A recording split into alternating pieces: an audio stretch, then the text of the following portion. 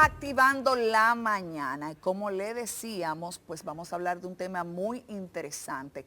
Las manifestaciones de la enfermedad por reflujo gastroesofágico. Para hablar de este tema, comparte con nosotros la doctora Tami Beltré, quien es neurogastro. Bienvenida, Tami. Muchísimas gracias. Vamos a hablar de un tema tan interesante como este porque muchas personas a veces entienden, tengo una gripe que me quedó pegada porque me duele la garganta, algo pasa y de repente es reflujo que tiene. Así es, así es. Ese es el tópico del día de hoy, ¿no? Lo que pasa es que a veces hay manifestaciones que no son las frecuentes o las propias de la enfermedad por reflujo gastroesofágico. Recordando que lo más frecuente es acidez, esa sensación de ardor en la... Pero, ¿qué es la enfermedad realmente? La enfermedad por reflujo gastroesofágico no es más que el conjunto de signos y síntomas que obedecen a una inflamación del esófago. Okay. ¿Por qué hay que decirlo así? Porque hay personas que padecen, que creen tenerlo y no lo tienen, porque cuando se le hace la endoscopia no aparecen datos de inflamación, cuando se hace la pH-metría de 24 horas o de 96 no se ven los datos orientados a enfermedad por reflujo gastroesofágico. ¿Qué ocasiona este reflujo? Bueno, este reflujo lo ocasiona una alta exposición en la parte más baja del esófago al ácido. Lamentablemente, cuando los puntos más importantes para frenar que ese ácido ascienda se debilitan, en este caso lo más frecuente son las hernias hiatales, hace que ese ácido suba con mucha frecuencia al esófago. Y la parte de adentro del esófago no está preparada para soportar tanto ácido como lo está el estómago. Entonces, cuando se expone con constante frecuencia a esa acidez, a ese pH tan bajo, erosiona esa zona y el paciente entonces tiene los síntomas. Entonces, ¿yo me puedo provocar consumiendo algunos alimentos la enfermedad del reflujo gastroesofágico? Pues no, pero si ya estás predispuesta a tenerla o ya de base la tienes, algunos alimentos pueden empeorar la condición. Eso sí pueden hacer. ¿Cómo se diagnostica esta enfermedad? Bueno, la enfermedad por reflujo gastroesofágico se diagnostica de dos maneras. La primera, que es la más frecuente y la que se recomienda inicialmente, que es a través de una endoscopia. Okay. En la endoscopia entonces vamos a encontrar erosiones, inflamación, peladitos en la parte final del esófago. Recordar que el esófago es el tubo que comunica la boca con el estómago, donde pasan los alimentos. Cuando encontramos esas lesiones, cuando encontramos estenosis, cuando encontramos esófago de Barrett, entonces hablamos de que ese paciente tiene enfermedad por reflujo gastroesofágico. En algunas ocasiones no se puede ver a simple vista por un endoscopio. Es el paciente que dice, pero doctor, es que yo me siento el reflujo, me tengo que despertar en las noches, no aguanto esta quemazón, no aguanto la tos, no aguanto el dolor torácico. Y cuando se le hace la endoscopia no aparece nada. Bueno, en estos casos hay que pensar en otro tipo de enfermedad por reflujo, que es la enfermedad por reflujo no erosiva. Y para esto hay que hacer otra prueba, que se llama pH-metría de 24 horas. Ya algunas personas de nuestro país la realizan. Okay. Unos pacientes ya me imagino que se acuerdan de esa prueba porque es una sondita que se coloca desde aquí la nariz hasta el esófago, la última parte, y ella censa en 24 horas la exposición.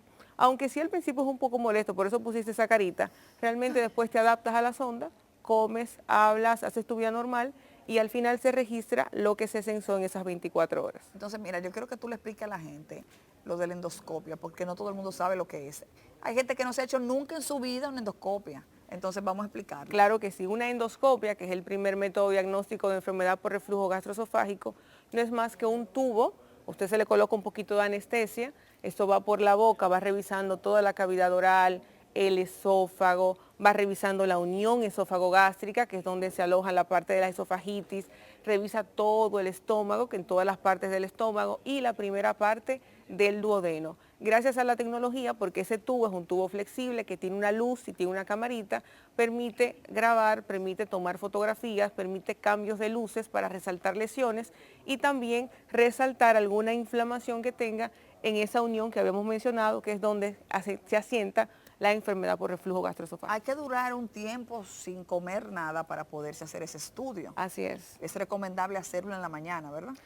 Es recomendable tener un tiempo de ayunos de 4 horas, porque el tiempo que vacía nuestro estómago es aproximadamente 4 horas, a menos que ya usted tenga un trastorno y ya su gastroenterólogo le va a avisar si necesita un ayuno más prolongado. En los pacientes con gastroparesia, ya es otro tema, pacientes con acalasia necesita un ayuno mucho más prolongado. Pero por lo general son 4 horas. Por eso hay algunos pacientes que se le dice cena en la noche, pero no desayunes, a los que se la van a hacer en la mañana, y los que se la hacen en la tarde dicen desayuna ligero y no más. Ok, en el caso de la endoscopia hay que anestesiar.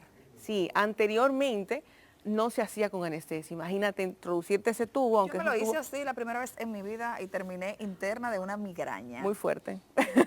Yo dije, no, a mí no me duerman, déjense de eso. Ay, qué cosa tan horrible, señores. Sí, Horrible. sí, porque cuando nos colocan una paletica atrás o algo, el reflejo nauseoso se manifiesta de inmediato. Imagínate introducir ese tubo hasta la primera porción de intestino delgado y que se escapaban lesiones, porque por la misma molestia del Claro. paciente, entonces había que introducir y sacar de inmediato el endoscopio. Por eso, eso es un estudio realmente seguro. Sí, claro. La anestesia, aunque es endovenosa, es el riesgo muy bajo, no se le coloca ningún tubo para respirar al paciente, el paciente respira por sus propios medios, por sí mismo, y es bastante seguro. Un sueñito muy bueno ese. ¿Qué personas no se puede hacer este tipo de estudio? Bueno, la endoscopia se la puede hacer la mayoría de las personas, pero tiene contraindicaciones puntuales en los pacientes que tienen manifestaciones respiratorias sobre todo, porque recordar que cuando se hace una endoscopia el paciente está él respira por sí mismo. Sí. Entonces, si hay una gripecita, hay pacientes que le omiten, eso es grave. Hay pacientes que omiten, yo tenía una gripecita, se me está pasando, pero es que no me la quiero, no quiero perder el turno, y no se lo dice al médico o al anestesiólogo. Entonces se le tapa la nariz, se obstruyen las vías respiratorias superiores, ese paciente deja de respirar y el corre-corre que se arma es por una gripecita. Señores, con gripe no se lo pueden hacer el estudio. Por favor. Ya lo saben. Tú sabes que tengo que aprovecharte que estás aquí porque la mayoría de las personas que tienen alguna condición estomacal y más de acidez, la mayoría de las veces toma omeprazol.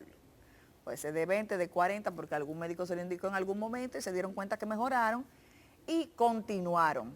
Entonces, ¿qué tiempo debe tomarse el omeprazol si realmente ocasiona algún tipo de trastorno, de demencia a lo largo del tiempo? ¿Cuál es la verdad?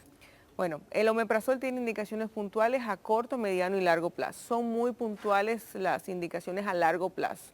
Bien, y en la mayoría de los casos, el tiempo establecido para tomar los CBP, los inhibidores de bomba de protones, omeprazol, pantoprazol, esomeprazol, lansoprazol, todos ellos, es entre 15 días, 4 semanas, gastritis, 8 semanas en los pacientes con úlceras, pero no debería pasar de ahí. Ahora bien, hay estudios que se han hecho en donde hablan de demencia, de Alzheimer, hablan de déficit, osteoporosis, hablan de trastornos, predisposición a neumonía, hablan de que puede provocar pólipos, de que puede provocar trastornos en el magnesio. Sin embargo, cuando se identificaron, se revisaron bien esas publicaciones, no hubo una calidad en la investigación. Entonces, al final, lo único que sí es evidencia es la formación de pólipos, pero esos pólipos son hiperplásicos, o sea, es como tener una verruguita, nada del otro mundo, no pasan a ser malignos, no pasan a ser malos, son unas bolitas que se le alojan en el estómago y está. O en los pacientes cirróticos, ahí sí es importante porque predisponen al sobrecrecimiento bacteriano, a disbiosis, bien, y esos pacientes entonces predisponen a complicaciones, pero eso es puntualmente en los pacientes que tienen cirrosis hepática o en algún paciente que tiene alguna condición renal, porque sí provoca desequilibrios electrolíticos como con el magnesio, pero es puntualmente en algunos casos. ¿La enfermedad se puede curar, esta enfermedad del reflujo gastroesofágico? Claro que sí, eso es importante. La gente dice, yo vivo la vida entera padeciendo de enfermedad por reflujo gastroesofágico, sufro de ella, y esto cura. Es una inflamación. Usted se da un golpe, se raspa una zona, eso cicatriza y curó. Exacto. Bien, lo mismo ocurre con el esófago y con el estómago. Lo que pasa es que el tiempo de curación es mucho mayor porque usted está constantemente introduciéndole agua, introduciéndole alimentos, eso es una mucosa que siempre está húmeda y por lo tanto se va a demorar más, pero sí cura. La enfermedad por reflujo gastroesofágico tipo erosiva, que es la más frecuente, cura entre 8 a 12 semanas si el paciente hace su tratamiento disciplinado. Entonces, al momento de diagnosticar la enfermedad, ¿qué alimentos no puede consumir esa persona que está pasando por esa acidez constante? Que eso es insoportable porque a mí me ha pasado. En el embarazo es horrible. Señor, en el embarazo es una cosa que tú dices, señor, ¿qué es lo que voy a hacer? A mí me decían, eso es que él va a salir con mucho cabello. Hay alimentos que van a actuar directamente o indirectamente. Algunos que actúan indirectamente son los que relajan el esfínter esofágico inferior. Hay un esfínter que es el que permite el paso de los alimentos del esófago al estómago. Okay. Entre esos está el café, está la menta, está el chocolate. Por eso se recomienda eliminar o reducir esos alimentos durante estar en el tratamiento. Café, chocolate. menta, chocolate. ¿Solo eso? Pues, ¿Y sí. qué hacemos la gente que no podemos vivir sin café? Y bueno, en ese momento sí tienen o que aguarlo un poquito, Okay. o echarle leche. consumirlo. ¿O no? Lo que pasa es que la leche, que la gente cree que es alcalina, también es ácida y puede provocar manifestaciones malestares. ¿Escucharon? Eso no te ayuda a echarle leche, tienes que echarle mejor más agua. Wow. Y otro punto también son los alimentos que tienen un pH un poco más bajo, los ácidos. Okay. El pH del estómago es mucho más bajo que el pH del limón. Pero si tenemos una agresión, si tenemos una erosión, esto va a exacerbar los síntomas. De manera que a medida que el paciente va curando, puede ir poco a poco incorporando esos alimentos. Oh, Dios mío. En el caso de la mujer embarazada, por ejemplo, a mí me indicaron de todo y no se me quitaba. Y yo me di cuenta que comiendo lechosa me calmaba, lechosa fría. ¿Qué tiene de distinto la lechosa? ¿Era un asunto mental? ¿Qué era? Pues es más por el frío. Ah. El frío puede quizás atenuar un poco los síntomas. Okay. La lechosa es buena, pero como laxante, porque contiene mucha fibra y también hidrata. Y las embarazadas, me imagino que automáticamente alumbraste, ya esa sintomatología mejoró. Sí, claro. Porque ahí lo que pasa es que hay un bebé, hay un útero que está creciendo, que aumenta la presión intraabdominal, comprime también el estómago, claro, y lo poco mucho que se consuma sube y predispone también a reflujo. Esta pregunta es la última porque ya tenemos que terminar, pero todas esas personas que han visto en las redes sociales un poquito de agua tibia, este es el corte, señores, óiganlo bien, un poquito de agua tibia con limón y bicarbonato. ¿Qué hace eso, doctora? Dígale a la gente. El agua tibia con limón y bicarbonato, el bicarbonato realmente mejora el pH, pero no es cura. Es como usted tener una herida infecciosa, para ponerlo de alguna manera, y se pone una curita. Bueno, en el momento esa curita va a hacer que usted crea que está mejorando, pero realmente no, porque el mal sigue ahí. O sea, eso no sirve para nada, lo que usted me está diciendo. Mejora en el momento, atenúa un poco la sintomatología, pero no, la cura es identificar qué es lo que está produciendo eso. Excelente, muchísimas gracias a la doctora Tami Beltré, quien es neurogastro, por arrojar luz en un tema tan importante como este. Así